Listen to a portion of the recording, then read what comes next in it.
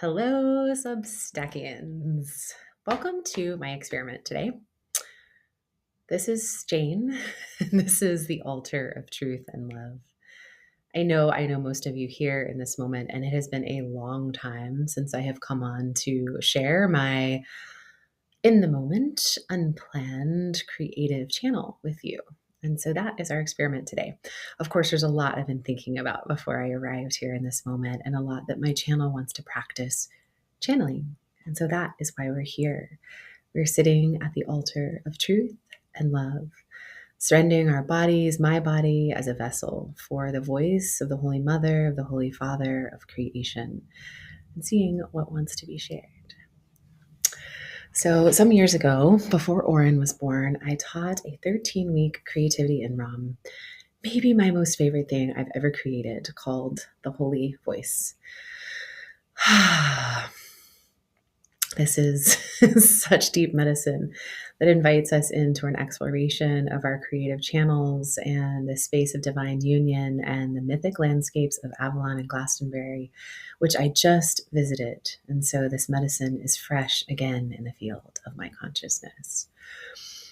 As I journeyed to Ireland and as I journeyed to England and met with the holy wells and the sacred temples and the cathedrals and the sacred springs, I was overcome by this desire, this kind of flame and desire that has lived within me for a long time to build something beautiful. I'm not going to share the details right now because it is a seed of consciousness, a seed of potential conception that is deep in my dreaming womb, and it is for me in this moment. But visiting that landscape reawakened this possibility inside my womb. And, as we journey through the Holy Voice, part of what we meet and touch again is this place where we are arriving fresh at the altar of life without ideas or concepts or beliefs. And we're simply choosing to show up and share. We're choosing to show up and create with the spontaneous, organic spark of inspiration, this sacred flame of inspiration. And so that's what I'm doing here today. And I want to share with you a little bit about what's been coming forward for me, because I know that the people in my field also have these same experiences, and that it might support you to tune your awareness to the mechanics of organic creation and what's unfolding in between these eclipses. So as this dream has reignited in my womb, I'm being forced to bring my attention to some grief. And this grief, it's not a grief that is unbearable. It's not a grief that needs a lot of external tending, but it is a grief that's coming forward for all of the conceptions that I have not been able to give birth to in the past few years of my life.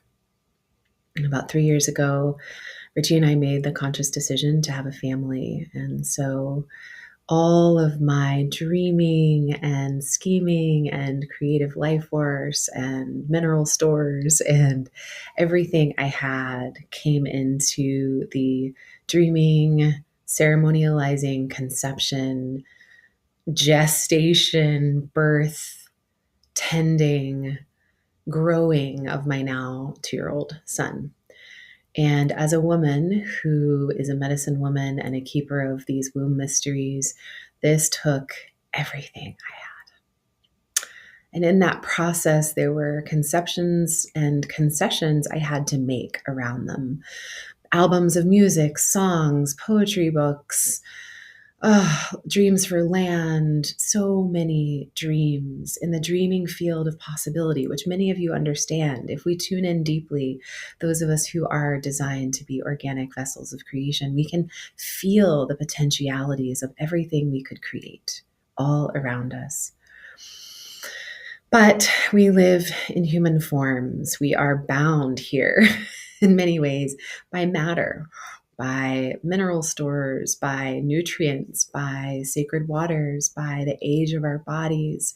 There are certain elements of the material that create this tension, this paradox within us of like, wow, I'm an infinite channel for source and light, and I only have this much time, or I only have this much money, or I have this autoimmune condition, or whatever it may be.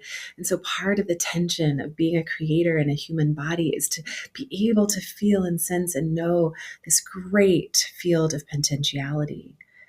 And then to have the discernment and the wisdom to know, does my body have the space for this? Am I resourced for this? Do I have the external resources around me to bring this into form? Do I have the support system necessary to bring this into form? Am I going to be martyring or sacrificing myself to bring this into form? Is it going to give me life? Is it reciprocal? And these are all questions we should ask ourselves when we are gestating or conceiving.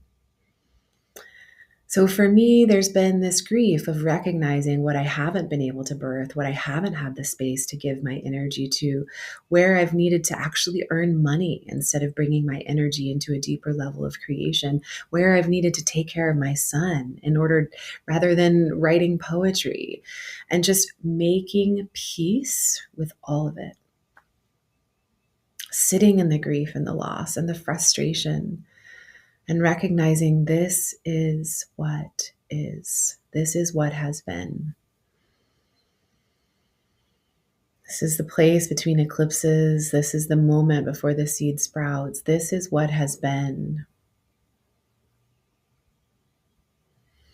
Part of being with what has been means we recognize any places we can regather, reconnect, find deeper resources, any patterns we need to alchemize to receive everything we need to bring this into form, be mothers at deeper, more resourced, more nourished levels.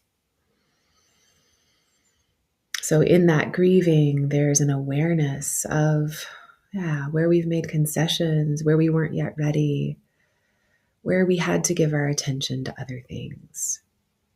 And the next time we conceive or gestate, we can tune in deeper. What do I need to bring this creation into form? Is it time? Is the golden web around me ready to support me yet? Am I waiting on the land to enter into a different season? Am I waiting on a collaborator to get resources? Am I waiting on my health and vitality to return? When we are in a synarchical awareness of creation beyond ourselves, beyond our will, but connected into this greater web, we can sense all of that. And our only job is to keep digesting and alchemizing the fear and anxiety and frustration of trying to force it to occur. So that's where I am now. I am entering the deep wellspring of my inner being, and I am calling in all the resources necessary to birth this next creation. And you can do that too. If you're watching this video, you are someone who is an embodied vessel for life, for creation. You give your life to tending things in a good way, to channeling beautiful Christic medicine upon the earth. You do these things already. And so this is your invitation to tune in even deeper. Knowing yourself to be a queen, to be an embodied ambassador, an earth queen, a chalice well. Knowing yourself to be that. What do you need to not make a martyr, to not make a sacrifice of yourself as you birth this next creation? Because there is life coming. There is work for us to do for now and for the next 7 generations. But we will not be martyrs. We will not be martyrs. We are weaving a web of deeply resourced, nourished creatrixes, here to weave the stories and the golden threads and the buildings and the music and the songs and the gardens of new life. And so it is.